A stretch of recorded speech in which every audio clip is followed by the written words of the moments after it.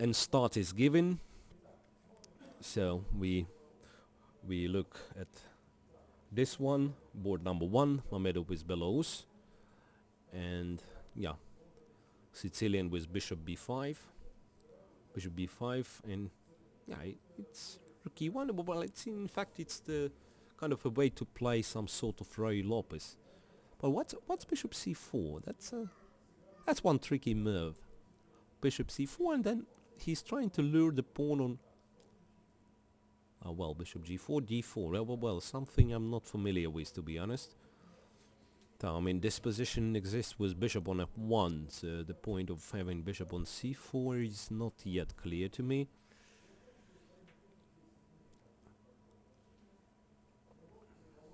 Alright, so now it's like cd4, cd4. Now it's very important that after bishop f3, gf3. Well, I mean, it's not the way to go for black. Bishop f3, gf3, because, well, double pawns are not fully compensating. But, well, actually he goes there. Bishop takes and e6. But then bishop on c4 might make some difference if it comes to some sort of d5. Yeah, quite interesting. Now, I don't see bishop coming to f1 anymore.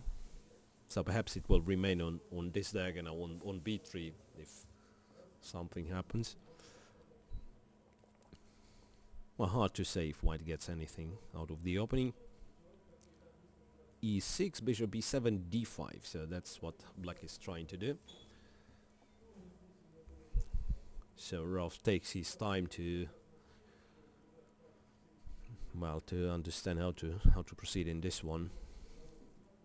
d5, yeah, trying to make, yeah, precisely what I said. So d5, knight e5, and bishop went to b3. Now that's a question. What happens after e takes? ed5, f4 intermediate. So now, well, looks fairly dangerous for black. Perhaps knight d7 has to be played, but then e5 will follow. So black is in a certain danger. But what do you do? In fact, I mean, you can play knight c6, check on d5, ed5 check, knight e7, but it looks really awful. Knight g6, e5. Yeah, so that's the point. e5. So now if d takes, well, you have to take on e5. You don't have a choice really. So d takes e5, f takes e5. Knight has to move, and then d5 falls. Yeah, looks like a great advantage for white. Takes, pawn takes, and then knight e4. Knight e4, and then something like queen d5 already feels like a good, like a big advantage for white. But there might be something else. Well, white has to take on d5. At least I don't see anything else.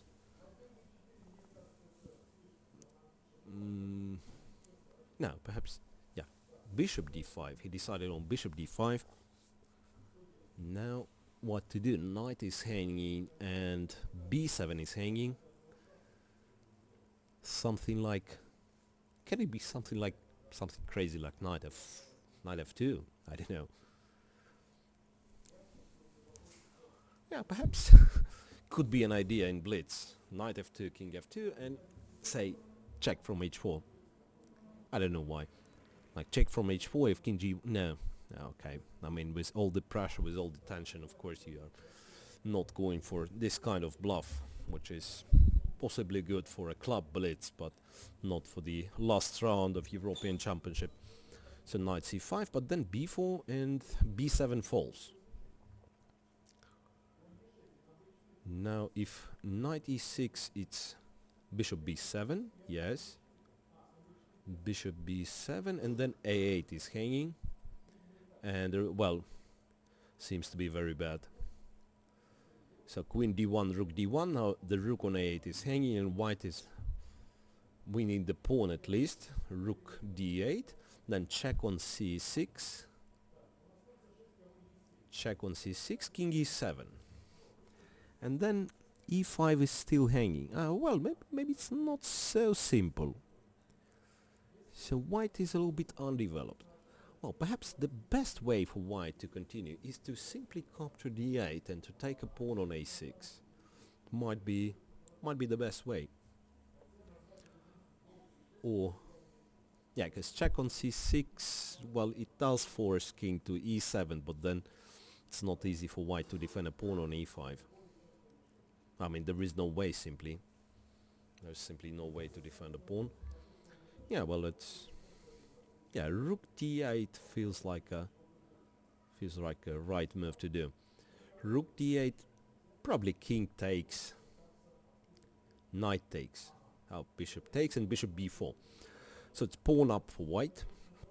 Pawn up for white, but well, black still hopes to get a counterplay. He's seemingly better. Well, it's hard to say. Both sides are sort of on the west. Bishop d2. Bishop d2 is, well, kind of move you are not that keen to play, in fact. Bishop c5, so black decides not to exchange. Check, and now on king e7, what's gonna happen on king e7 now? I mean, yeah, king e7, knight c3, knight e5, and so white decided to go for a sort of attack. Yeah, well, it's straight decision taken by Mamedov. So he was kind of well, I mean, he was clear pawn up, and then now it's not so clear what he has. I mean, still it's two bishops, it's passed pawn on a file, which is, well, for a moment it's not that dangerous. Well, that's a blunder, or, well, it's not quite sure. I mean, I thought bishop g5 would win on a spot, but it's so complex. Bishop g5, rook g8, and then f4. Yeah, bishop g5, he goes for it. It's, well, rook g8 is a possibility, but then, no, there is no rook g8 because of rook e5. Well, that's what Belous blundered. Knight f7, and he's on 10 seconds, and white again is a pawn up. Bishop h4, but bishop b4, and then, yeah, black simply blunders a piece. No, it's once again, it's not that simple. It's not that simple. The king is active. F8, king comes back. So it's 2 pawns up. Bishop e5, king b4. So 2 pawns. 2 pawns for Rauf Mamedov. But still some chances, of course, for Vladimir Belous. Well, no well, I mean, obviously white is absolutely winning. I mean, objectively, there is no question about it. But, you know, in Blitz on those seconds, anything can happen. This knight from d8 can, I mean, well, it's hard to... yeah, pawn is getting to a7 and a7 simply. Well, rook d5 check first. Well, in this case, is this king getting to f3? Not really. Knight f7. Well, somehow black manages to activate things. I mean, now knight goes to e5. a7 threatening rook b8. So that's kind of a... no, there is no chance. I thought the last chance is to try to settle some sort of mate, but there is no way, because a8 is promoting with a check.